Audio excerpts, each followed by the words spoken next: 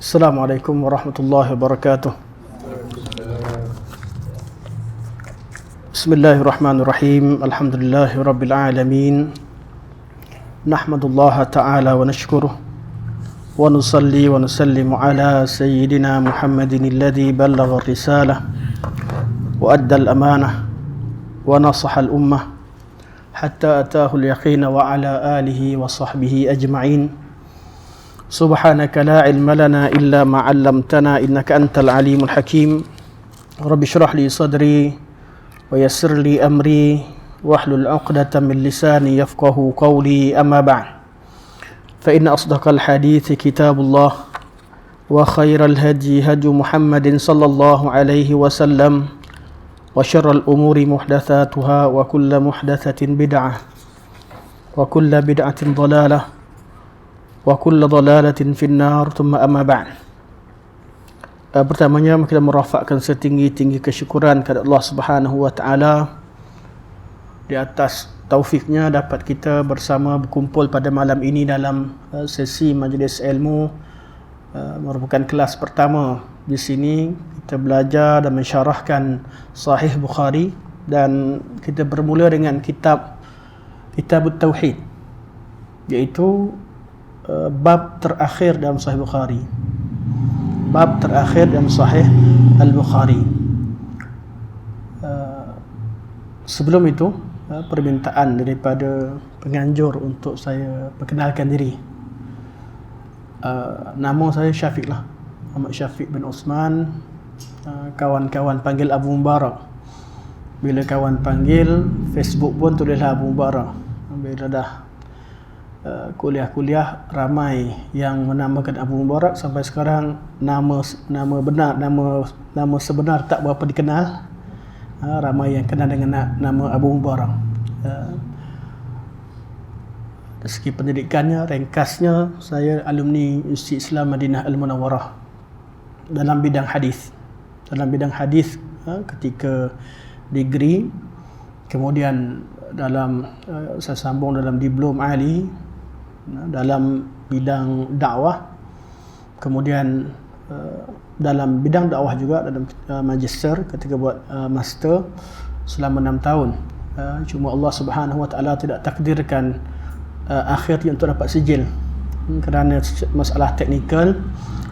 Selama 6 tahun saya di Madinah, kemudian keluar undang-undang, dan undang-undang secara komputer. Ketika pertukaran kerajaan dan undang-undang bertukar, pelajar tak boleh lebih 6 tahun, dan kami lebih kurang dalam 6 orang. Terlepas undang-undang tu, undang-undang immigration, terpaksa balik dulu. Lepas tu nak urus masuk semula tak dapat jadi tak dapat munaqasyah. Cuma kajian saya berkaitan dengan agama Buddha lah. Jadi kalau dari segi pendidikan paling tinggi diplom ali lah, diplom ali, dan ilmu lebih rendah pada tu.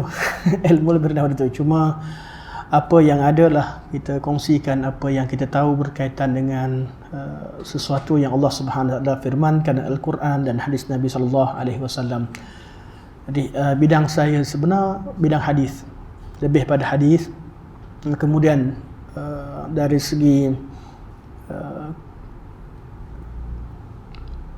bidang yang saya cimpung padanya apabila mengkaji agama Buddha, jadi saya mengambil pendirian untuk mahirkan akidah dulu. Akhirnya saya lebih minat, sampai sekarang saya lebih minat hadis. Tapi oleh kerana tidak ramai yang membicarakan soal akidah, dalam kebanyakan syubhat-syubhat sebagainya, dengan kadar fardu kifayah, banyak saya cerita tentang akidah, jadi ramai yang ingatkan saya ini bidang akidah pada asalnya. Bidang dakwah, tapi dakwah kepada masyarakat Buddha. Itu kalau nak tanya tentang Buddha Hinayana, boleh saya jawab. Tentang Buddha Hinayana, tentang kitab Tripitaka dan sebagainya, itu kajian. Cuma saya tak, pengalaman saya lepas dah tengok kitab sebagainya, lebih baik kita ambil pendirian salaf, tak payah bincangkan langsung tentang kitab-kitab selain daripada agama Islam. Membuang masa, tidak ada apa-apa yang perlu, dan tak ada keperluan pun untuk kita rujuk. Jadi saya tak memilih untuk mengajarkan apa yang saya kaji itu. Malah saya tidak memilih untuk menyambung pengajian dalam perkara tersebut, kerana keperluan kita tidak ke arah situ. Keperluan tidak ke arah situ. Jadi insya-Allah pada malam ini apa yang mampu saya sampaikan adalah kita bacalah sunnah Nabi sallallahu alaihi wasallam, kita tengok, dan kitab yang kita pilih kitab yang paling sahih selepas kitabullah, iaitu Sahih Bukhari. Kitabut Tauhid, nama asalnya Kitabut Tauhid war-raddu 'alal Jahmiyah. Imam Bukhari meletakkan tajuk dalam Kitabut Tauhid, Kitabut Tauhid war-raddu 'alal Jahmiyah. Ada dalam Sahih Bukhari. Sahih Bukhari last sekali. Saya cuba ambil yang ada di sini, tapi ternyata terjemahan ni tak habis lagi. Baru sampai bab kitab Maghazi, sepatutnya sampai Kitabut Tauhid. Jadi saya tak jumpa. Jadi nota yang ada, saya minta tolong Ustaz Rosfan tolong kirimkan PDF, kerana Ustaz Maulana Nasai ada buat daurah pada hari Sabtu yang lepas, Sabtu dan Ahad lepas, berkaitan Kitabut Tauhid. Tapi secara lajulah, saya pun tak sempat nak dengar, tetapi kitab yang sama. Jadi saya minta PDF untuk dikirimkan. Baru tadi Ustaz Rosfan, pengarah Pusat Islam Quips, hantarkan PDF, dan tu saya sharekan dengan saudara pada Abang Khairuddin lah tadi. InsyaAllah nanti boleh saja, sebab saya yang fokuskan pada teks Arabnya. Terjemahan tuan-tuan boleh ambil daripada situ, atau cetakan-cetakan yang lain, tak ada masalah. Itu berkaitan dengan nota kita. Yang pentingnya kalau tuan-tuan dekat rumah ada kitab, ada Sahih Bukhari yang sama ada yang asal, yang matan, atau yang terjemahan, tuan-tuan boleh bawa. Berkemungkinan nanti bila kita bincangkan ada terjemahan, nanti tu akan, kenapa Ustaz terjemah lain, kat sini terjemah lain. Jadi kita bincangkan. Di situ kita akan lihat pengayaan bahasa. Kadang-kadang bila kita baca melalui terjemahan, ada bahasa Arab ni bahasa yang kaya, dan lafaz Nabi pula jawami'ul kalim, padat. Maknanya satu kalimah tapi maknanya banyak dan tidak bertentangan. Maknanya padat dan sempurna. Jadi bila kita nak terjemahkan, siapa nak terjemahkan teks bahasa Arab berkaitan dengan nas Al-Quran ataupun hadis, kita cuma boleh pilih salah satu daripada makna yang ada. Sebab itulah kalau orang baca Al-Quran atau hadis melalui penterjemahan, mereka tak akan dapat melihat keseluruhan isi kandungan yang ada dalam kalimah tersebut. Sebab tu kita perlukan pada kelas tafsir. Bila kelas tafsir, kalimah tersebut disyarahkan jadi panjang. Tapi kalau terjemahan, kitab terjemahan, dia hanya terhad kepada ijtihad penterjemah nak ambil mana salah satu dari makna yang ada untuk mudah dan disesuaikan untuk kefahaman masyarakat awam. Tetapi kitab tafsir lebih detail. Dan bila yang menterjemahkan atau yang mengajarkan itu ilmu pengetahuannya lebih luas, maka dapat dikaitkan, ditafsirkan dengan Quran dengan sunnah, tafsirkan Quran dengan asar salafus salih. Di kemampuan itu berbeza antara seorang guru dan seorang yang lain. Jadi bila kita bawa buku yang macam-macam versi sekalipun, kita boleh cek, mungkin penterjemah silap, mungkin saya tersilap, dan perkara ini adalah suatu perkara yang mungkin kita nak cuba sedaya upaya sampaikan yang hak, tapi manusia itu mungkin ada kesilapan. Namun kesilapan yang dilakukan oleh orang-orang yang bersedaya upaya menyampaikan berdasarkan kepada dalil, biasanya kesilapan teknikal, bukan kesilapan manhaji. Sama teknikal artinya kadang-kadang tersalah perkataan, tersalah pilih istilah. Kalau perkara macam ni, kalau salah sekalipun dibetulkan dengan mudah. Dia bukan benda yang A berubah jadi B, ataupun yang hak jadi batil jadi hak. Biasanya kesalahan yang berbentuk istilah, pemilihan kata, dan pemilihan taksim, memilih pembahagian kategori tertentu, yang mana lebih tepat, yang mana boleh tidak. Sebab tu kita nampak pada qaul salafus salih sendiri pun mereka khilaf sesama mereka dalam bab pengkategorian. Contohnya bila kita cerita tentang ummah, Imam Bukhari cenderung pada umat. Walau dalam hadis ada ummati, ummah, sebutkan ummah, ada dua bahagian ummah. Satu ummatul dakwah, yang kedua ummatul ijabah. Kita bila jumpa satu perkataan, istilah yang digunakan dalam syarak, kita kena tahu ulama syarahkan. Contoh kalimah ummah. Jumhur mengatakan bahawa kalimah ummah itu terbahagi kepada dua. Bila Nabi sebut man raghiba an sunnati falaysa minni. Oh, jumpa kalimah ummati. Apa maksud ummah ni? Dia ada dua makna je. Bila kita nak syarahkan, pilih salah satu makna. Mazhab pertama kata ummah ada dua makna. Pertama dipanggil ummatud da'wah. Siapakah umat Nabi Muhammad? Maksudnya ummatud da'wah. Siapa ummatud da'wah? Orang-orang yang sempat, orang-orang yang baligh pada zaman Nabi SAW, yang seorang mukallaf yang hidup pada zaman Nabi SAW diutuskan menjadi rasul sehingga hari kiamat. Mereka adalah ummatud da'wah. Mereka lah umat Nabi SAW, iaitu Nabi diperintahkan untuk sampaikan dakwah pada mereka. Siapa? Orang yang mukallaf yang hidup pada zaman ketika Nabi diutuskan sehingga hari kiamat. Cerita dakwah sampai tak sampai, dia orang kat dalam hutan tu cerita nombor dua. Tapi mereka Allah berikan tanggungjawab pada Nabi untuk sampaikan dakwah pada mereka. Jadi Abu Jahal umat Nabi ke tidak?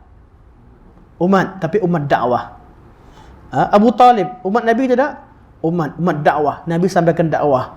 Bangsa mana sekalipun yang datang selepas Nabi SAW diutuskan, mereka adalah ummatud dakwah. Istilah yang kedua dipanggil ummatul ijabah. Ummatul ijabah. Ummatul ijabah adalah orang yang menerima dakwah Nabi. Itu orang Islam. Orang yang menerima dakwah Nabi SAW, iaitu yang kafir tak masuk. Umat inilah yang Nabi kata umatku di hari kiamat akan dikenali melalui cahaya yang ada pada ghurratun muhajjalin. Ghurrah makna bahagian dahi muka mereka bercahaya, muhajjalin dan kedua tapak tangan dan kaki mereka bercahaya. Ya, umat itu umat Islam, orang Islam, bukan umat yang lain. Mana orang yang tak masuk Islam, muka mereka tidak bercahaya. Jadi kita ayat ni, hadis ni cerita tentang ummatul dakwah, hadis ni cerita tentang ummatul ijabah. Jadi bila kita syarahkan hadis, perkataan-perkataan ummah mengikut syarak, kita kena tetapkan ummah mana yang dimaksudkan dalam hadis tersebut. Imam Ahmad berbeza. Imam Ahmad tak setuju dengan istilah ni. Kata Imam Ahmad, mana boleh bagi orang kafir bagi nama dia umat Nabi.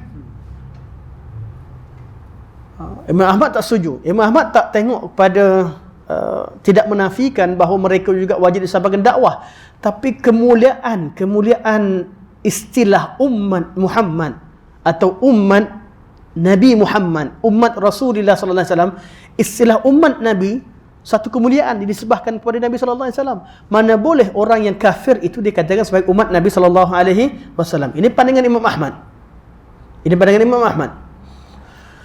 Jumhur menyokong pandangan ramai ulama salaf yang kata umat terbahagi kepada dua. Imam Ahmad, pandangan Imam Ahmad dalam bab ni dikatakan agak keras. Tetapi bila berlakunya zaman sekarang dan seterusnya, ramai orang kata baru faham kenapa Imam Ahmad marah sangat. Ramai orang yang cuba sekarang menggunakan pembahagian kalimah ummah yang ada pada salafus salih yang ummatud dakwah, dikatakan kita ni satu umat. Lah segi berlakulah liberalisme, berlakulah percampuran antara ahli sunnah dengan batiniah, ahli sunnah dengan ahli bid'ah, semua sekali umat. Kita kan semua satu umat. Dah jadi Imam Ahmad kata, mana boleh orang yang bukan Islam diletakkan sebagai umat.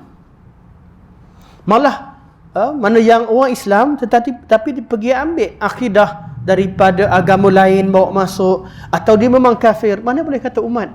Tak ada kemuliaan. Jadi istilah itulah yang digunakan pakai. Kita satu umat.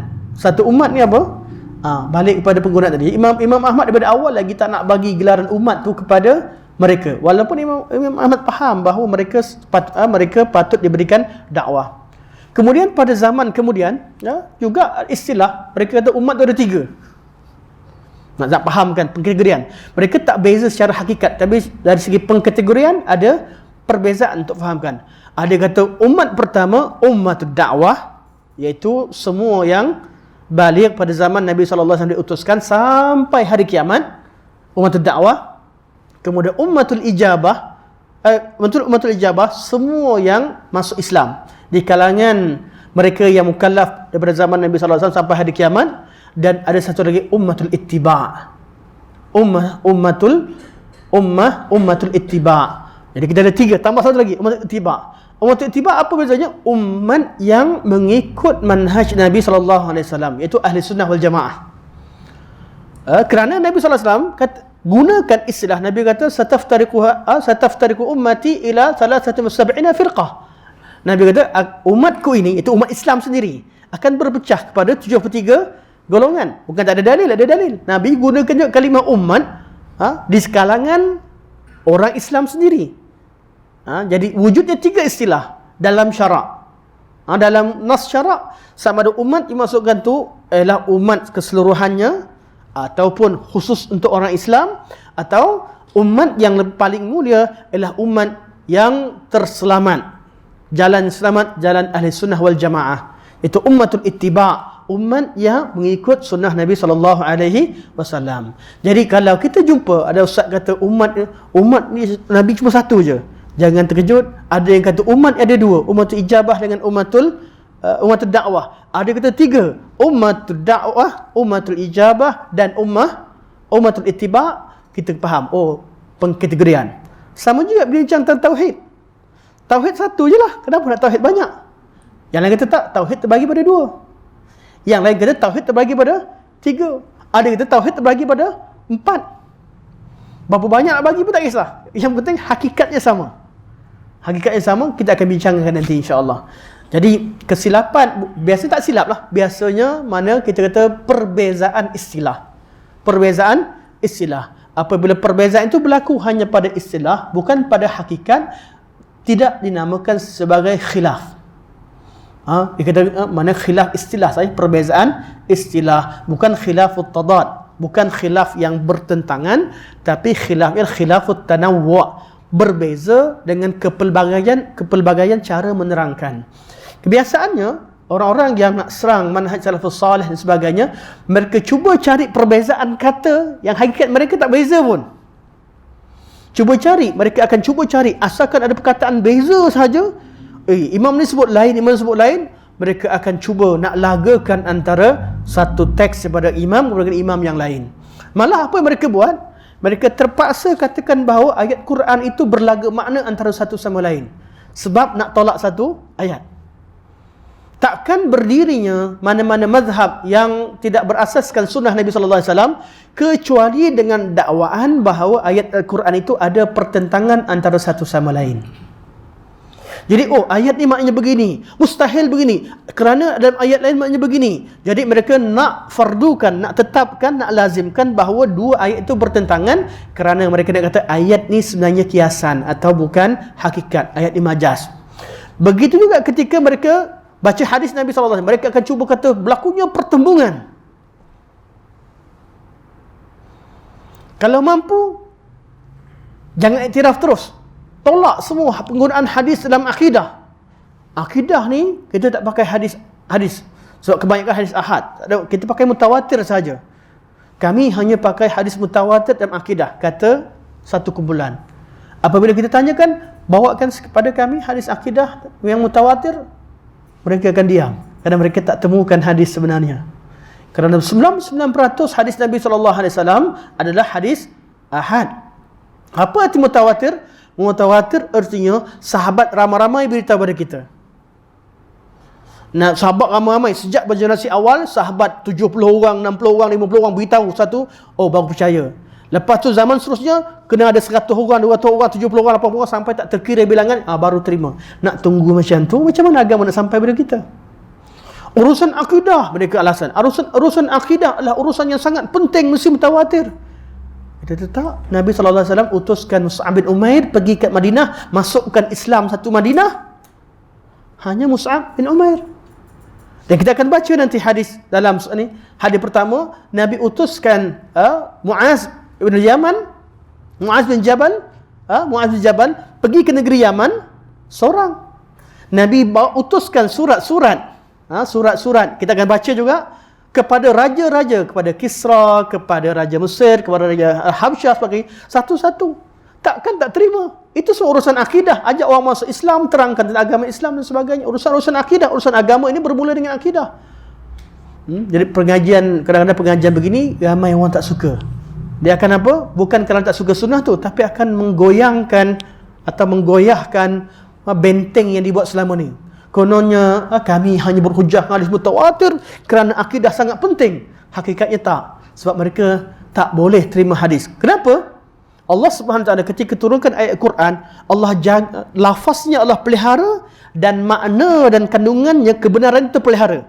Sebab Nabi kata akan terus berdiri di kalangan umat ini orang-orang yang akan memperjuangkan agama Allah Subhanahu Wa Taala. Jadi makna kebenaran itu tak boleh hilang. Orang nak seleweng kat sana tak nak belajar, Allah akan angkat kumpulan ada umat manusia di tempat lain yang akan mengajarkan makna yang sebenar. Al-Quran akan terpelihara secara lafaznya dan makna yang benarnya. Akan terpelihara. Dia bukan lafaz je. Bukan lafaz terpelihara lepas tu orang tafsirkan sesuka hati, tak. Allah akan jadikan ada di kalangan manusia ini umat yang akan menjaga sunnah Nabi SAW.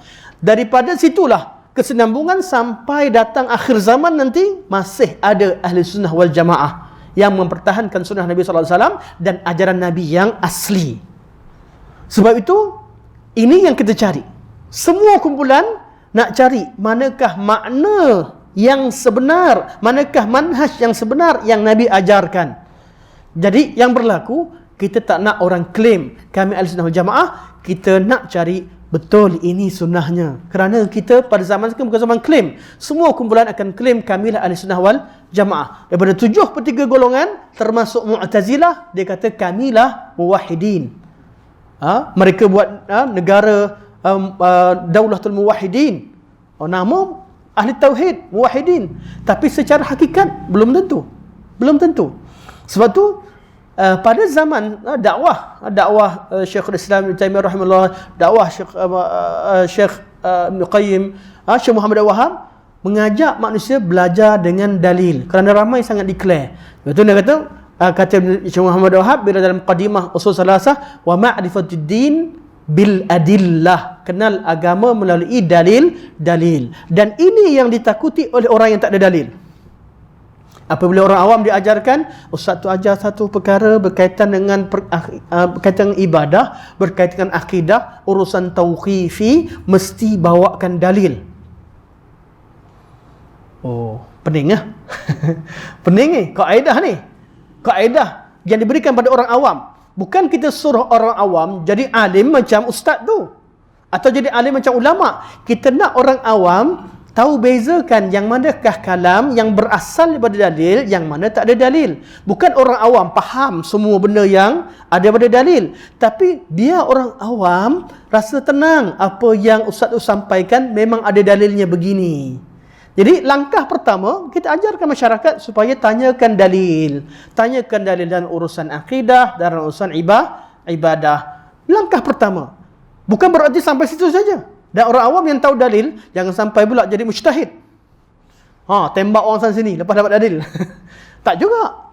Lepas jumpa dalil, kena faham dalil, kena faham ilmu usul fiqh, kena faham lagi ilmu yang lain, kena faham qaul ulama, kena faham hikmah dalam berdakwah, itu seterusnya.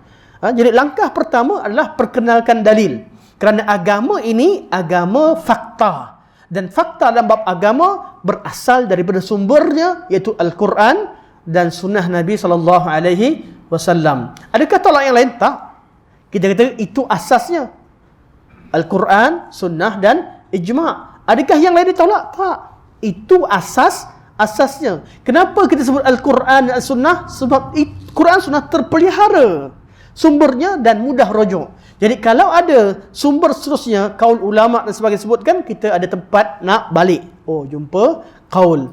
Kerana kaul tu banyak. Takrifan ulama berbeza antara satu sama lain. Tiap-tiap kumpulan ada ulama dia, tiap-tiap kumpulan ada tuan guru dia, tiap kumpulan kalau tengok kat dalam kat YouTube kat mana, semua nak letakkan tuan guru pada nama guru mereka.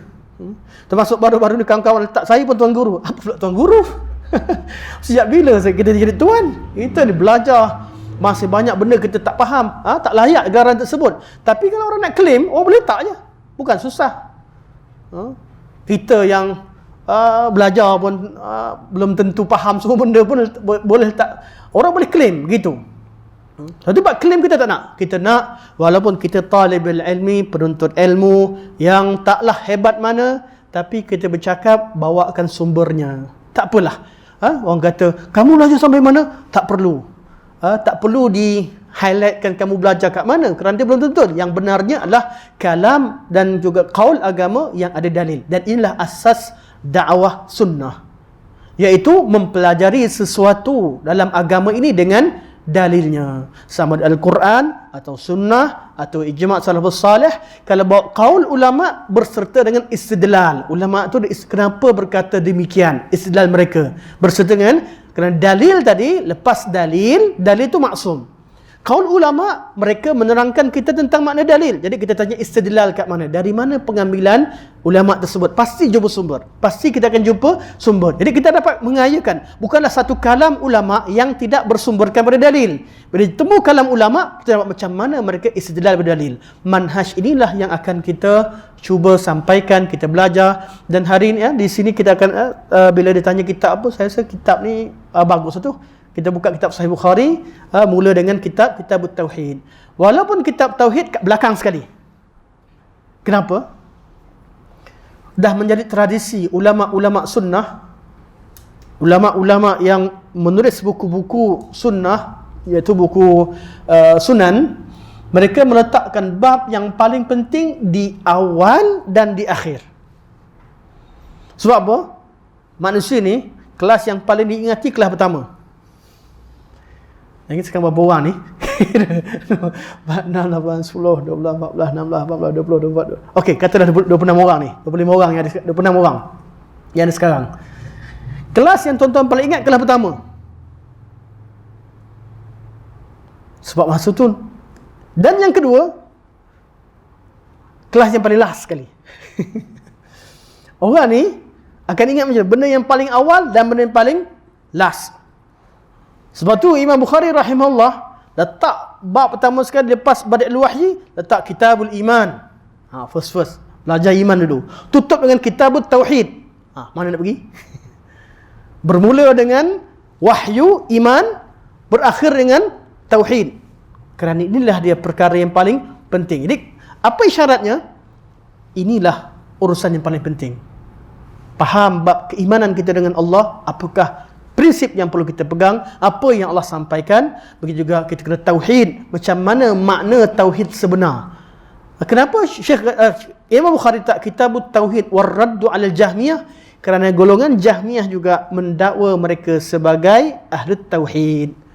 Jadi nak kata sekarang ni seolah-olah kitab kata siapa sebenarnya yang bawa ajaran tauhid. Secara mudahnya, siapa sebenarnya yang ajaran mereka berdasarkan ajaran tauhid. Jadi kitab Imam Bukhari bukanlah kitab yang semata-mata untuk kita bezakan mana hadis sahih dengan tidak sahih.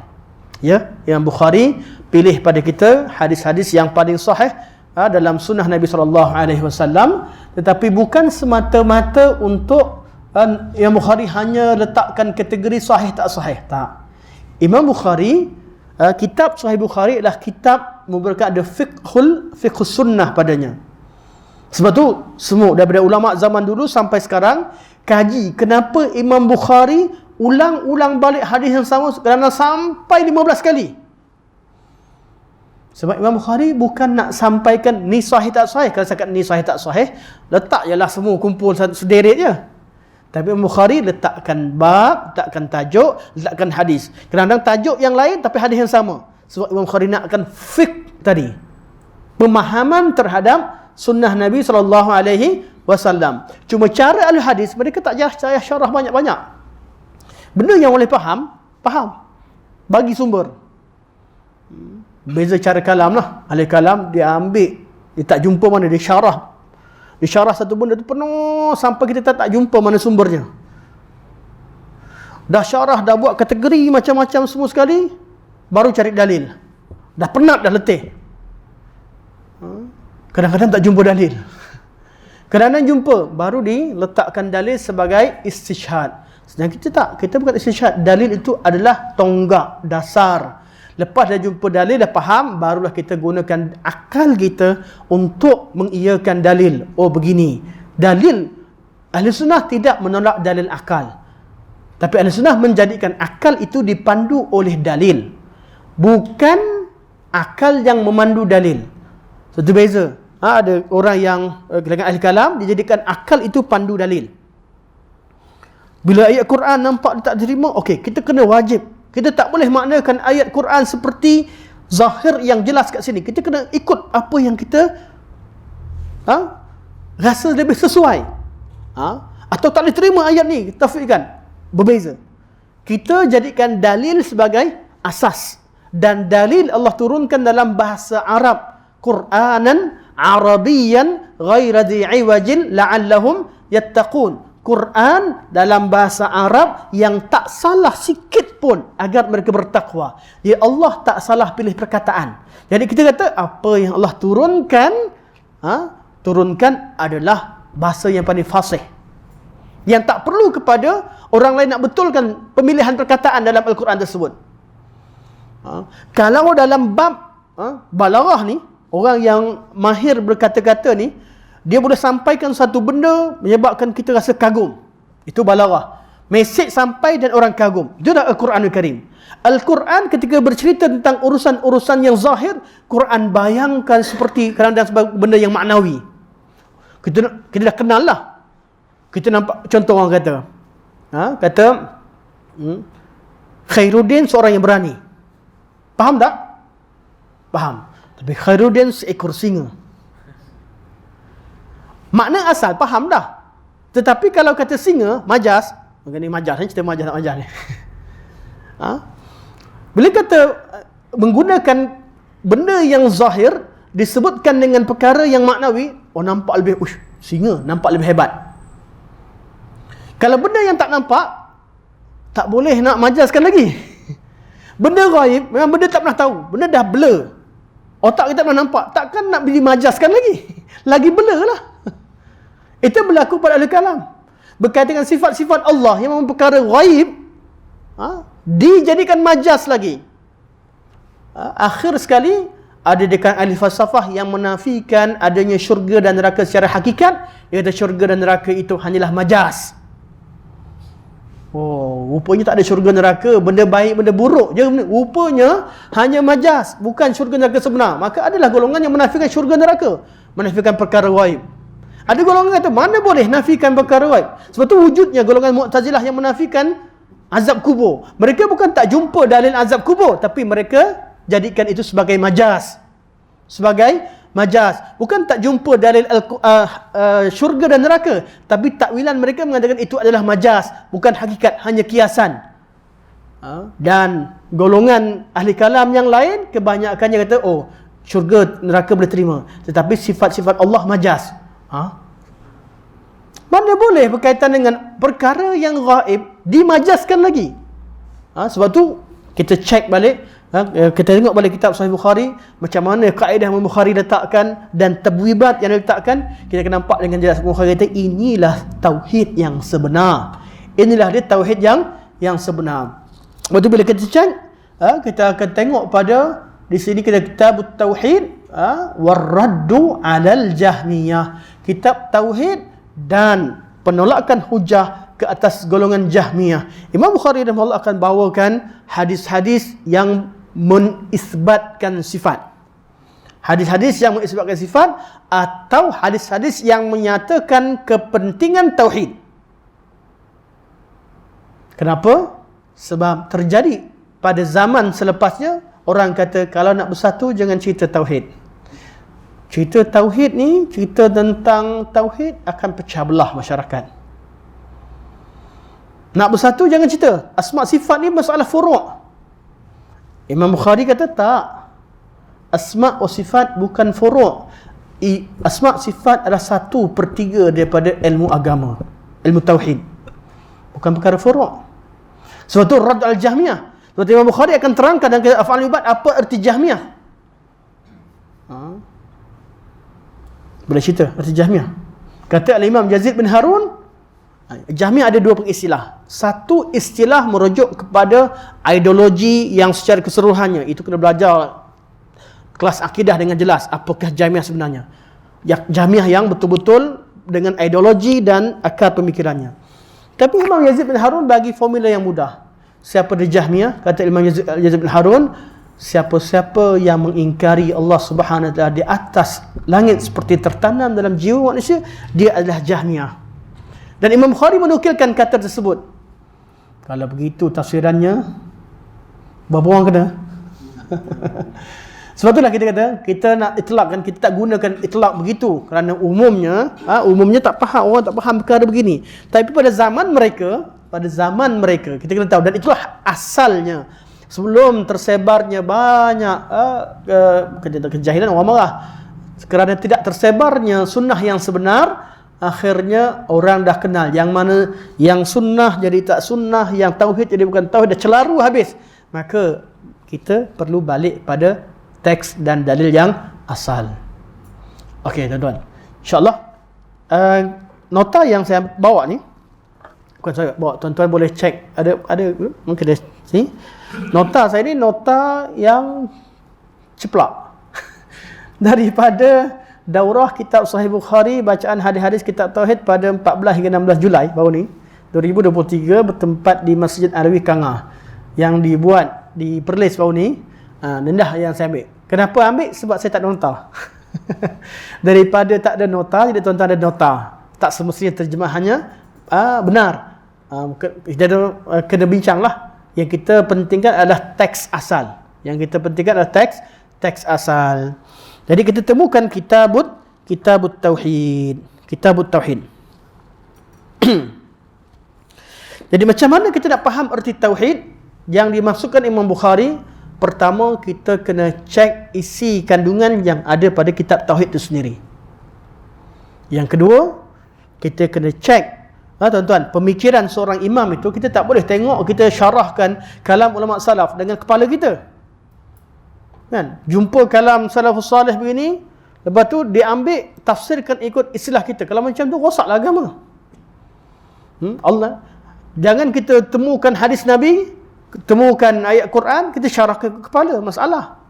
Kerana istilah tu mungkin berbeza pada satu zaman ke zaman, ataupun berbeza antara satu bab ilmu dengan bab yang lain. Contoh Nabi kata, saya nak bagi contoh sahaja untuk kita faham adanya perbezaan. Nabi kata, ghuslul jum'ati wajibun ala kulli muhtalim. Apa maksudnya? Mandi pada hari Jumaat wajib ke atas semua orang yang baligh. Wajib tak wajib? Siapa yang pernah tak mandi hari Jumaat? Siapa yang hari Jumaat tak mandi? Mandi pagi kerja selamat. Ada tak yang tak mandi langsung hari Jumaat? Mesti ada di kalangan umat ni, betul? Yang pergi salat Jumaat tak mandi lagi, pagi-pagi lambat pergi kerja, macam Piramli tu. Ambil air sapu kat mata macam tu je, mesti ada. Mesti ada orang yang tak mandi, betul? Kat Malaysia tak apalah, air banyak. Negara yang tak ada air lagi lah, negara-negara Eropah yang asal G yang ni, laki tak mandi. Alangkan mandi, kaki nak buka bukan pakai khuf. Jangan sangka. Lepas tu adanya syariat khuf. Syariat khuf menunjukkan bahawa ada orang tak mandi. Bohong ke mandi setiap hari? Setengah negara tak perlu pada mandi. Dia boleh pakai selama 3 hari. Khuf tu menandakan bahawa ada hari-hari yang orang tak mandi, betul? Tengoklah, jangan pula nak samakan satu tempat yang lain. Cuaca berbeza, bau badan pun lain-lain ikut cuaca. Tapi ada sahaja umat ini yang tak boleh mandi pada hari Jumaat. Okey, soalannya hukum. Apa hukum mandi solat Jumaat pada hari Jumaat? Nabi kata wajib. Dah pening kita tu. Macam mana? Nabi kata wajib, takkan aku kata sunat? Imam Syafi'i ketika nak cerita tentang hadis sunat, mana mustahab mandi pada hari Jumaat, bawakan hadis ghusl Jum'ati wajibun ala kulli muhtalim. Imam Syafi'i tak faham usul fiqh ke? Jangan dulu. Imam Syafi'i yang mengasaskan istilah wajib, mustahab, harus, karahah dan haram. Imam Syafi'i dah pengasas ilmu usul fiqh. Takkan pengasas tak faham istilah sendiri? Kita tengok. Saya nak bagi contoh ni sebab dia berkaitan Imam Syafi'i. Imam Syafi'i adalah pengasas ilmu usul fiqh. Memperkenalkan 5 istilah: wajib, sunat, harus, makruh dan haram. Imam Syafi'i sampai pada bab sunat, bab hukum mandi hari Jumaat, Imam Syafi'i kata sunat. Tetapi lafaznya Nabi kata wajib. Adakah Imam Syafi'i tolak sunnah? Kita kena faham istilah. Sebab tu dalam mana-mana pembelajaran kitab, kita akan perkenalkan istilah tu dengan lughatan, yang kedua syar'an, ketiga istilahan. Dapat tangkap tu kan? Kalau contoh, kita kata solat, as-salah. Solat ni apa? Maknanya, solat ni apa makna dia? Pertama sekali kita cek dari segi bahasa. Artinya cek bahasa Arab asal maknanya apa. Apa maksud asal? Kalau Nabi tak diutuskan pun, as-salah dah ada dalam bahasa Arab. Betul tak? As-salah kan bahasa Arab. Allah turunkan syariat dengan bahasa Arab. Jadi Allah memberikan istilah tersendiri. Syarak berikan istilah tersendiri. Tetapi sebelumnya perkataan ni dah ada dalam bahasa Arab. Itu makna lughatan. Lughatan artinya makna secara bahasa tanpa dipengaruhi oleh syarak. Jadi salah artinya apa? Doa. As-salah lughatan ad-du'a. Dari segi bahasa rupanya salat artinya doa. Jadi kita selawat untuk Nabi, doakan untuk kesejahteraan Nabi sallallahu alaihi wasallam. Doakan untuk Nabi, berselawat pada Nabi sallallahu alaihi wasallam. Tapi belum tentu lagi. Kerana selawat ada istilah. Selawat untuk Nabi ada istilah dia. Istilah yang penting kita kata lughatan. Segi bahasa maknanya ad-du'a. Secara syarak maknanya apa? Salah syarak tadi salah yang Nabi ajar dalam hukum syarak. Dalam syariat Nabi bawa. Istilah salah yang pada asalnya hanya berbentuk doa, bila syariat turun Nabi kata sallu kama raaitumuni usalli. Kalian nak solat macam aku solat. Maka bila Nabi solat diperhatikan, perbuatan yang bermula dengan takbir dan diakhiri dengan salam, perbuatan khusus, bacaan yang khusus, dengan cara yang khusus yang dilakukan oleh Nabi SAW, bermula dengan takbir dan berakhir dengan salam. Itu nama ta'rif syar'an, syarak. Kat sinilah kita kena faham betul-betul. Batiniyah dan semua ahli bid'ah yang tak nak solat, dia akan carahkan berdasarkan pada bahasa, bukan pada syarak. Jadi kena nak rad pada golongan ini, geng-geng semayang dengan niat, ada tak? Yang kata solat ni artinya doa je. Kalau doa, boleh dengan hati. Betul tak? Kita yang tak tahu apa, kalau nak lawan batiniyah dia bawa kitab, buka satu-satu. You tengok solat ni. You tengok apa dia? Lisan Arab. Bawa je. Kita pun lah. Reverse balik. Sebab tu kita kena tahu usul. Nak bercakap dengan batin sebagainya. Mereka bukan tak ada orang yang faham bahasa, tapi mereka tersesat dengan ilmu mereka. Jadi kita dah tahu. Itu solat secara bahasa. Kalau awak nak ikut bahasa Arab, pergilah. Kita nak ikut Nabi SAW. Nabi bawa, Nabi bukan bahasa je. Bahasa tu Nabi dah ajarkan macam mana. Dah ikat dengan Nabi ni, tak ada bid'ah boleh masuk lah. Batiniyah pun nak solat cara tak boleh. Orang nak solat cara lain tak boleh. Sallu kama ra'aitumuni. Sebab tu sunnah ini yang menjadi ketakutan pada ahli bid'ah keseluruhannya. Kerana sunnah Nabi memahamkan kita ajaran yang Allah nakkan sebenar. Itu as-salatu syar'an. Contohnya ni sunnah. Sunnah apa artinya? Sunnah jalan. Betul? At-tariq. Sebelum Nabi datang pun banyak syarat-syarat sebut sunnah. Tapi bukan ikut sunnah, ikut Nabi. Nabi pun tak ada lagi. Sunnah ikut jalan ni. Kalau tuan-tuan pergi kat rumput, kat lalang tu, lalu orang pergi, ikut sunnah dia. Ikut jejak langkah lalang tu nampak. Atau kat padang pasir. Padang pasir kita nak pergi belakang nak tahu. Mana pergi budak tadi? Tengok tapak kaki dia. Ikut jejak langkah tapak kaki itu kita tabu' sunan. Ikut jejak yang ditinggalkan. Itu bahasa Arab. Sampai pada diutuskan Nabi SAW, Nabi cerita tentang sunnah Nabi SAW, syarak. Jadi sunnah Nabi, erti syarak apa dia? Sunnah Nabi? Ajaran yang dibawa oleh Nabi SAW. Jadi secara syarak sunnah Rasulullah adalah agama yang dibawa oleh Nabi SAW. Lepas tu apa lagi? Adakah stop situ? Tak. Kalimah sunnah dipakai lagi sampai kepada zaman seterusnya. Ada orang mengaku ahli sunnah, yang ni ahli sunnah, yang ni mengaku dia betul, banyak sangat bid'ah, maka ahli sunnah declare. Start pada awal lagi, start pada Ibn Sirin sampai pada orang masing-masing declare, kami ni ikut jalan Nabi, ikut jalan Nabi. Ibn Sirin kata, kanu la yas'aluna 'anil isnan. Mereka sahabat-sahabat itu tak pernah nak tanya dan persoalkan isnan. Falamma waqa'atil fitnah, bila berlakunya fitnah, iaitu pembunuhan Sayyidina Uthman, berlakunya fitnah Khawarij, beberapa fitnah, qalu, mereka berkata, sammu lana rijalakum, cuba namakan, kamu ambil daripada mana sanad rijal sebut. In kana min ahli sunnah yu'khaz hadithahum, kalau rijal di kalangan ahli sunnah diterima hadis mereka. Wa in kana min ahli bid'ah lam yu'khaz hadithahum, kalau rijal ni bukan daripada ahli sunnah atau dekat ahli bid'ah, tak diterima hadis mereka. Istilah ni disebut oleh siapa? Oleh Ibn Sirin. Lahir pada tahun 30 Hijriah, meninggal pada tahun 110 Hijrah. Sebab itu istilah ahli sunnah wal jamaah kena rujuk pada awal penggunaannya, yang merujuk pada sahabat Nabi SAW. Tak boleh orang zaman sekarang kata ahli sunnah wal jamaah adalah kumpulan sekian dan sekian. Mana boleh? Istilah yang dipakai selama beratus tahun, takkan nak buang yang asal, pergi ambil yang belakang.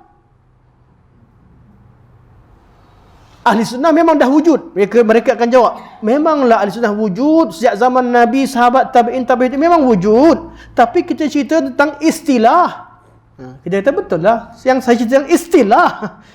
Ibn Sirin yang lahir pada 30 Hijriah, dan Ibn Sirin adalah tabi'in yang kibar, yang paling dekat dengan yang tua-tua, tabi'in yang tua, umur tua dah. Bila Nabi wafat, Ibn Sirin ni tua. Dan tak sempat masuk Islam, tapi tua. Zaman dia wafat pada tahun yang ke-10. Maknanya cuma 20 tahun Nabi wafat, beliau dah lahir. Sahabat-sahabat Nabi yang masih ramai, yang tua-tua masih hidup ketika Ibn Sirin membesar di zaman remajanya, sempat jumpa dan berguru. Dan Ibn Sirin bila kata kanu, dulu mereka siapa? Meriwayatkan daripada guru Ibn Sirin. Guru Ibn Sirin sama ada sahabat-sahabat Nabi SAW ataupun tabi'in yang lebih besar daripada beliau, tabi'in kibar.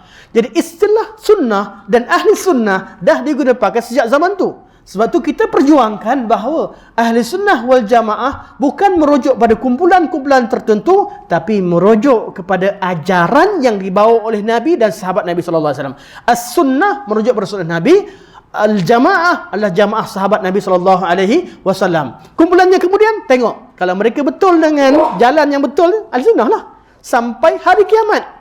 Siapa sahaja yang ikut jejak langkah ahli sunnah yang asal, mereka adalah ahli sunnah. Kenapa?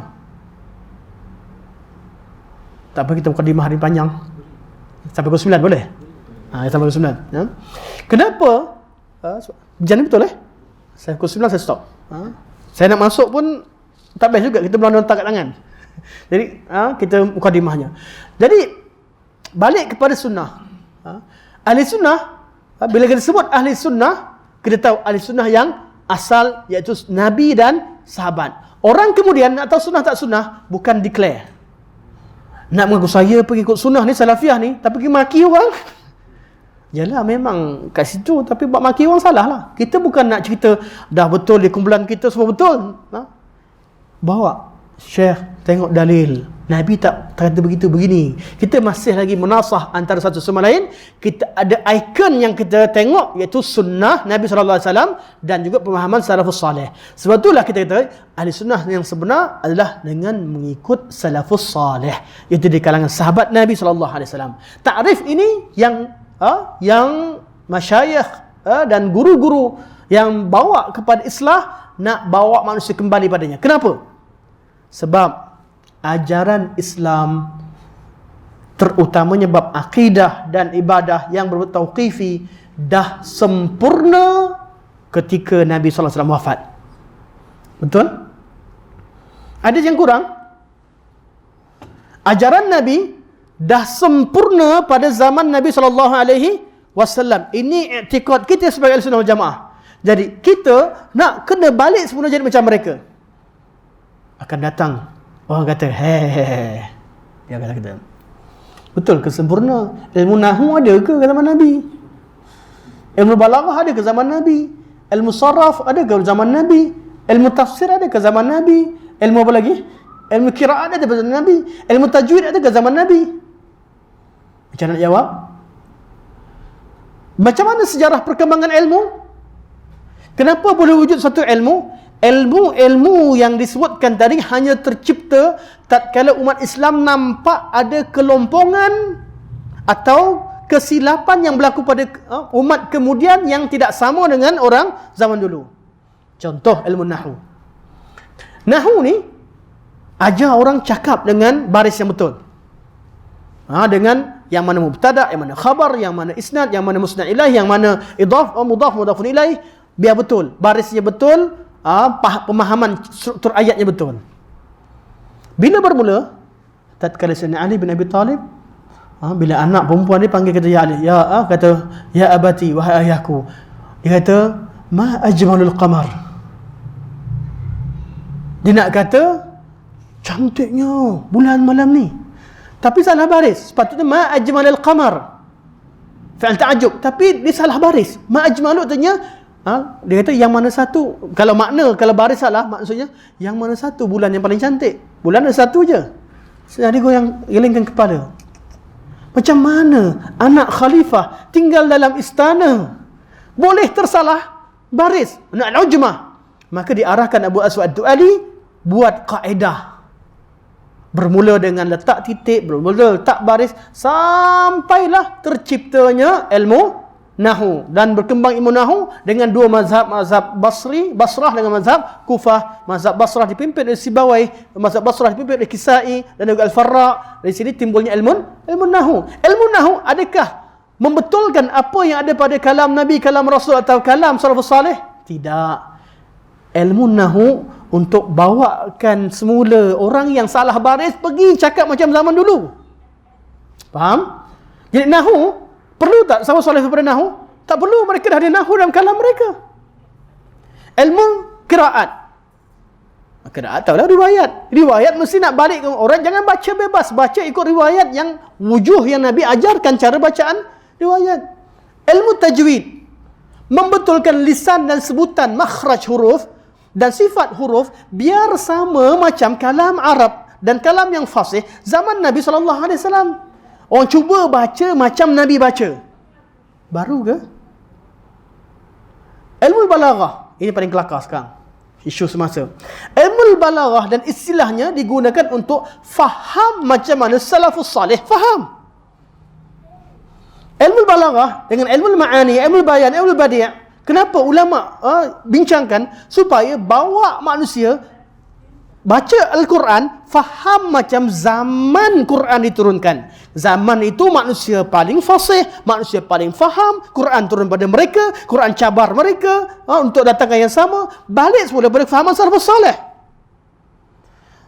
Sebab tu adanya kalimah majaz, ada kalimah hakikah. Kita belajar ilmu bayan, ilmu ma'ani, ilmu badi'. Kita belajar bab majaz terbahagi kepada adanya isti'arah, ada tashbih. Bila tashbih ada ka-nya, tak ada tarafainnya, jadi isti'arah. Kemudian kita ada majaz mursal, adanya majaz khafi, ada majaz mursal, ada majaz lughawi, ada majaz akli. Kemudian ada yang mursal yang tak ada tashbih, ada isti'arah yang ada tashbih, dan pecahan-pecahan semua ni yang detail. Kenapa? Sebab nak balikkan orang faham macam mana salafus salih faham. Apa yang dibuat oleh orang kemudian, dia pergi ambil kaedah-kaedah ni lawan balik ke fahaman salafus salih. Oh, salaf dulu tak faham. Nampak? Oh, macam orang cakap, salaf dulu cakap nahwu dia tak betul. Ini satu perkara yang perlu kita tegaskan, faham betul-betul. Ilmu dalam Islam, perkembangan ilmu Islam, adanya istilah-istilah dalam ilmu dan sebagainya, wujudnya ilmu dan istilah pengkategorian, tujuannya untuk bawa manusia kepada zaman kesempurnaan Islam yang asal. Itu betul dalam bab tajdid. Orang yang bawa pembaharuan agama bukan buat benda baru. Tajdid artinya menggilap semula, bawa semula agama yang dah dikotori dengan pelbagai bid'ah khurafat sebagainya, dibersihkan, jadikan dia baru seperti agama yang asal dibawa oleh Rasulullah sallallahu alaihi wasallam. Sebab tu ilmu apa ilmu yang baru? Tak ada satu ilmu pun yang akan belaga dengan salafus salih kecuali ilmu yang dibawa bukan daripada sumbernya. Ilmu apa? Ilmu kalam. Ilmu kalam ambil dari mana? Dia tak ada kaitan dengan perkembangan ilmu syarak kembali kepada ilmu salaf, tak. Dia berkaitan dengan ilmu logik Aristotle.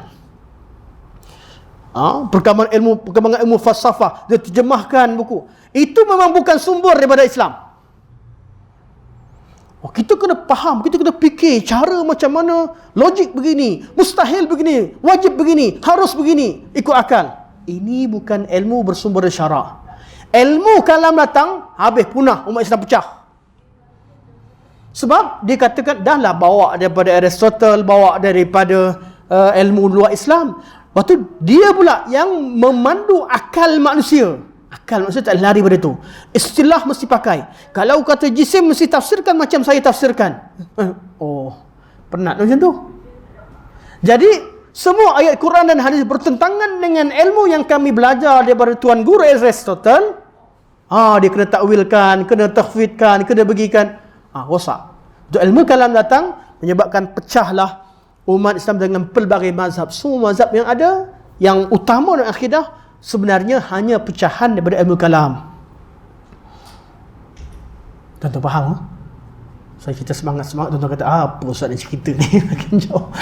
Tak saya nak fahamkan, ilmu dalam Islam ni berkembang. Kita kena tahu sejarah. Kita kena tahu sejarah, kena tahu keadaan, dan kita kena tengok sebenarnya, dan kita kena rasa bangga bahawa kita, ajaran Islam ni, ajaran yang bukan Allah tinggalkan begitu saja. Ada sumbernya. Kita masih ada Al-Quran depan mata kita, ada sunnah Nabi SAW, ada kalam ulama, ada kitab-kitab mereka, dan kita boleh bandingkan. Bersyukurlah Allah SWT kenalkan kita kepada sumber-sumber yang asli ini untuk kita buat perbandingan. InsyaAllah sampai sini mukadimah. Saya buka pada soalan kejap sebelum kita tutup insyaAllah. Kalau ada soalan. Baru ni kan ada yang Ustaz yang mempertahankan ilmu kalam semua, adakah dia sebab status ke ataupun memang ada faktor lain yang dia mesti nak pertahankan? Adakah dia sebab dia punya status sebagai ustaz, dia punya pengajaran, ataupun memang dia nak kembangkan ilmu dia? Okey, berkaitan dengan perkembangan ilmu kalam yang ada ustaz-ustaz yang sebut ilmu kalam. Sebenarnya hakikatnya ustaz-ustaz itu sendiri terpengaruh ilmu kalam. Kalau tanya pada saya nak kata jahat, tak juga. Ustaz-ustaz yang cerita ilmu kalam ni ustaz-ustaz kita juga. Yang belajar agama, tapi ilmu kalam ni bila siapa dah faham, siapa yang dah belajar, dan dia kata ilmu kalam ni asal ilmu mantik. Ilmu mantik ini ilmu yang memandu cara seorang berfikir. Jadi dia kata, saya tak nak salah fikir. Tak nak salah fikir, mesti belajar ilmu mantik. Asalnya ilmu mantik yang cerita tentang umum, tentang makhluk. Ilmu mantik cerita tentang apa? Mentakrifkan makhluk. Kewujudan itu berasal mana al-mahiyah, sesuatu itu terbahagi kepada jauhar dan arad. Masuk sikit ilmu kalam, ilmu mantik. Jauhar artinya satu benda yang berdiri dengan sendirinya. Ada sendiri, ada yang benda yang zat. Manakala arad adalah sifatnya. Arad ni tak berdiri sendiri. Dia menompang dengan jauhar. Jauhar berkumpul dengan jauhar jadi jisim. Jisim ni apa? Fizikal. Ada jisim. Kalau yang fizik lah, berkaitan dengan fizik. Yang berkaitan dengan sifat adanya, kimia sebagainya. Semua cerita ilmu mantik asalnya takrif untuk makhluk. Jadi jisim pula terbahagi kepada dua. Satu jisim yang hidup, satu jisim yang tak hidup. Tak hidup macam meja di mana membesar, simpan 10 tahun kat sini, 10 tahun dah dia bereput ada. Membesar tak ada. Tapi kalau budak 10 tahun tak jumpa, bapak dia tinggal mana balik semula dah besar dah. Itu jisim yang berkembang. Ataupun pokok, kita tanam 10 tahun yang lalu, kemudian pokok dah besar. Jisim yang berkembang nami dengan jisim yang jamid, yang ghair nami. Ni cara memang seronok lah. Saya memang akal ni. Orang zaman dulu dapat benda ni, tak pernah lagi dalam Islam cerita macam ni. Kan? Jadi, benda yang hidup pula ada dua. Satu bergerak dengan kehendak diri dia, satu bergerak dengan bukan kehendak. Pokok duduk setempat je, itu bergerak dengan tanpa kehendak. Tapi kalau yang bergerak ikut kehendak, itu namanya haiwan. Yang ni namanya nabat, ni namanya pokok-pokok. Yang ni namanya haiwan. Haiwan pula ada dua. satu bergerak dengan akal, dibuat sesuatu dengan akal, satu ikut dia punya kehendak nafsu dia tanpa ada akal. Oh, haiwan natik itu nama manusia, haiwan yang biasa. Okey, ini pengkategorian yang ada dalam ilmu mantik. Nanti pecah lagi. Manusia ada apa? Manusia ada muka, dia ada komposisi yang ada daripadanya. Dia dipanggil sebagai kam muttasil. Kam muttasil artinya manusia yang satu tu pecah lagi. Ada anggota, ada muka, ada mata, ada kaki, ada tangan, semua sekali kam muttasil. Dan kam munfasil artinya manusia yang seumpamanya ada. Manusia ni nama Ahmad, ini nama Ali, ramai lagi manusia. Ini nama kam munfasil. Maka perhatikanlah semua alam dia buat pengkategorian. Cantik dah? Cantik lah. Bukan salah. Ilmu falsafah berkembang jadi ilmu, tengok nombor jadi ilmu matematik, tengok langit jadi ilmu astronomi, tengok kaji laut semua sekali. Cantik tak? Cantik. Jadi bila dia terjemahkan, orang rasa hebat. Wow. Sampai pada tahap, oh, Allah macam mana ni? Tuhan ni. Ilmu tu cerita tentang makhluk. Dan bila makhluk ni, ilmu sains, dia akan tertakluk kepada eksperimen. Eksperimen artinya, nak kata benda ada, kena ada fakta. Fakta artinya benda yang dapat diperhatikan. Maka wujudlah eksperimen demi eksperimen untuk membuktikan ilmu kimia, sains, fizik dan sebagainya. Sampai pada bab perkara ghaib. Ghaib ni benda yang tak boleh diperhatikan dengan eksperimen. Sampai bab Allah, mereka pening. Mana ada bukti kata Allah wujud? Maka di kalangan ahli falsafah, orang Islam sendiri nafikan kewujudan Allah sebab tak nampak, tak ada bukti. Wujudnya golongan etis daripada golongan falsafah. Atas dasar itu datang golongan yang ahli dan mereka kata kita kena lawan balik dengan ilmu mantik juga. Mereka nak lawan dengan falsafah tadi dengan idea falsafah yang sama. Mereka kata kita ajak orang bertauhid, wujudlah golongan ahlul kalam. Ahlul kalam bukan ambil ilmu Aristotle pakai pada asalnya. Ambil ilmu Aristotle, faham betul-betul dengan cara yang sama, rot balik pada golongan ahli falsafah. Okey. Dalam menggunakan kata, tapi mereka kat mana sepakat? Sepakat bahawa teori dan manhaj Aristotle itu yang benar. Kalian yang salah faham kalam Aristotle. Kalian yang salah praktik. Sebenarnya macam ni. Maka wujudlah golongan, dua-dua golongan menjadikan akal sebagai hukum. Pada asalnya ialah nak berdebat. Dia debat dengan sana, satu cerita lah, betul tak betul, tak bincang. Tapi sampai satu masa, dia akan pening sendiri. Bila berkaitan sifat-sifat Allah, formula yang dipakai lawan dengan falsafah, bertembung dengan apa yang ada kat Nas, ini bermasalah. Bincang tentang wujud. Kata wujud ni macam mana? Kenapa kalau Allah wujud, tunjukkan Allah di mana? Falsafah kata. Kalau kata Allah kat mana, Allah ada fizik. Kalau ada fizik, mesti kena tunjuk. Oh, wujud Allah yang tidak bertempat. Keluarlah formula. Allah wujud tapi tak bertempat. Ada wujud Allah di mana-mana. Sebab apa? Tak boleh wujud secara hakiki. Wujud secara hakiki kena tunjuk. Eksperimen. Jadi kenapa? Oh, wujud dalam semua makhluk. Wujud secara ma'ani. Maka timbullah golongan hululiyah yang kata Allah ada kat mana-mana. Ada golongan yang tolak tentang kewujudan Allah. Allah tak ada kat mana-mana. Ada golongan kata Allah ada pada tiap-tiap tempat. Macam-macam qaul keluar. Bincang tentang wujud. Tak pening dibuatnya. Benda yang biasa orang Islam semua tahu Allah tu wujud. Selesai lah. Solat je lah.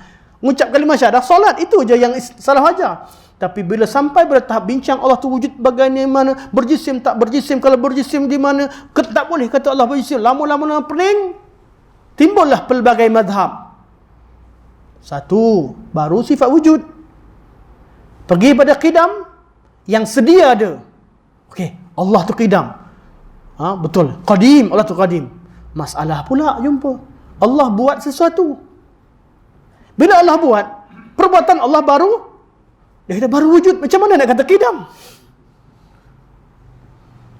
Tapi tengok pula sifat Allah pula banyak. Sifat Allah banyak, macam mana boleh qidam? Sifat af'al, pening kepala pula tentang qidam. Jadi kalau Allah tu sedia, habis kalam Allah banyak, hari kiamat Allah bercakap lagi dengan orang, salamun qalam ibrahim. Kemudian Allah bercakap dengan Nabi Musa, oh pening kalam Allah ni macam mana tak qidam. Lah sekali ada menafikan kalam. Kalam tu makhluk. Sebab kata Allah tak boleh, Allah tu qadim. Kalau kata Allah baru bercakap dengan Nabi Musa dengar, maksud kalamullah hakikat, memang kalamullah betul, adalah perbuatan Allah yang baru. Dah pening tak pening? Nak saya sambung lagi? Kalau sambungkan sesi kepeningan, tentu akan nampak makin pening. Saya bukan nak kritik, tapi orang awam kita cuma hafal sifat 20 seperti makna yang zahir, hafal, terima. Sebab itulah mereka ahli sunnah wal jamaah. Tak pening-pening. Orang awam hafal je lah, Allahu wujud, qidam, baqa. Tak salah pun, kita percaya. Siapa tak percaya Allah wujud? Siapa tak percaya Allah sedia? Siapa tak percaya Allah kekal? Siapa yang tak percaya Allah tak sama dengan makhluk? Siapa tak percaya Allah berkuasa, Allah hidup, Allah dengar?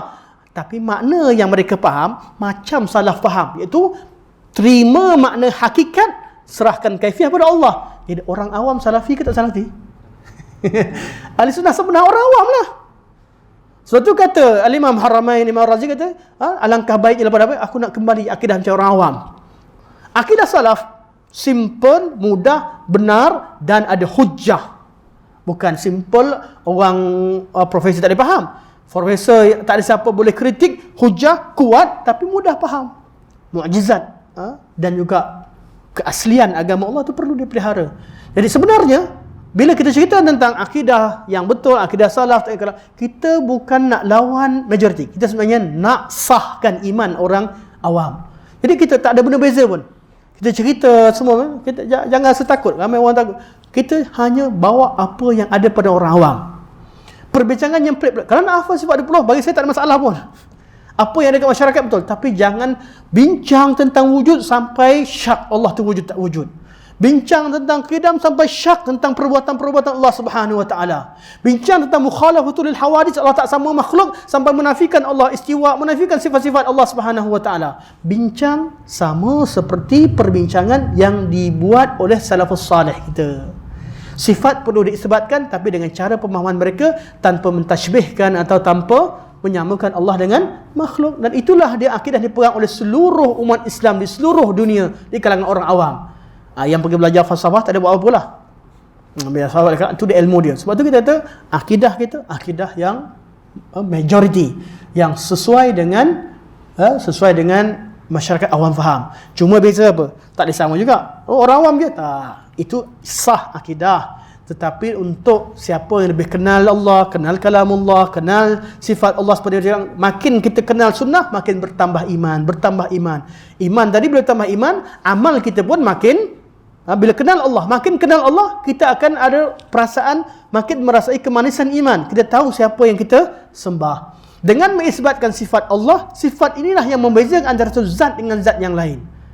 Apa yang dibuat oleh ahli kalam? Akidah pada mereka, tauhid pada mereka adalah menafikan sifat. Masalah lah. Jadi kalau isbatkan sifat, musyabbih, mujassim, musyabbih. Kalau nafikan sifat, tauhid. Ini yang kita nak bincang. Imam Bukhari rad, inilah tauhid sebenar, iaitu dengan Allah, zat Allah wujud. Macam mana nak beza zat dengan wujud dengan zat, macam mana nak kenal zat Allah? Melalui sifat-sifat Allah Subhanahu wa taala. Bukan kenal Allah dengan cara menafikan sifat. Tu beza. Mana kita kenal Allah melalui sifat-sifat Allah. Sifat-sifat Allah inilah yang menjadikan kita lebih kenal Allah. Ini ahli sunnah wal jamaah. Manakala ahli kalam nak kenal Allah, jangan isbatkan sifat Allah, sebab sifat tu ada pada makhluk. Tuan-tuan, Allah turunkan Al-Quran dalam bahasa Arab, memang bahasa yang ada pada manusia. Jadi mestilah guna bahasa manusia. Takkan Allah suruh cakap bahasa yang orang tak faham? Macam mana nak jadi hidayah? Memanglah Allah gunakan bahasa manusia. Kita dengar, Allah kata Allah mendengar, pakai bahasa manusia dah supaya manusia faham. Tetapi hakikatnya tak sama. Menafikan persamaan, bukan menafikan sifat. Allah kata laisa kamitslihi syai', tak ada sesuatu yang sama dengan Allah, bukan kata Allah tak ada. Allah kata pendengaran Allah tak sama dengan makhluk, bukan Allah tak ada pendengaran. Yang dinafikan adalah kamitslihi, yang seumpama dengannya, bukan yang dinafikan sifat. Oleh itu kenapa susah sangat nak isbat sifat? Punca saya bersemangat, penganjur kata, Ustaz, kat sini Ustaz boleh cakap, tak boleh sentuh tempat lain, tapi boleh. Tapi saya lebih suka dengan cara ilmiah, walaupun kadang semangat lebih. Tapi apa bahas tuan-tuan ada apa persoalan sekalipun, kita bincang, kita nak clear. Jangan keluar kelas kita tak clear. tu tengok ustaz tu kan. Itu hari tu awak. Kita nak kena clear, faham betul-betul. Dan kita tidak berbeza sebenarnya dengan mana-mana jabatan, tak. Saya nampak apa yang dibuat oleh JAKIM, oleh pejabat agama, semua sama. Mereka tak nak orang bincang dalam-dalam benda ni, bincang umum. Hakikatnya itulah. Cuma sebutan tu, istilah tu biasalah. Tapi hakikatnya apa yang kita bawa ni sesuai dengan manhaj yang umum, iaitu kita ajarkan manusia kembali beribadah pada Allah Subhanahu Wa Taala seperti mana Al-Quran Sunnah. Inilah dia manhaj yang sebenar. Wallahu taala a'lam. Wa sallallahu alaihi wasallam Muhammad wa ala alihi wa sahbihi wa baraka wasallam. Subhanakallahumma wa bihamdika asyhadu an la ilaha illa anta astaghfiruka wa atubu ilaik. Assalamualaikum warahmatullahi wabarakatuh.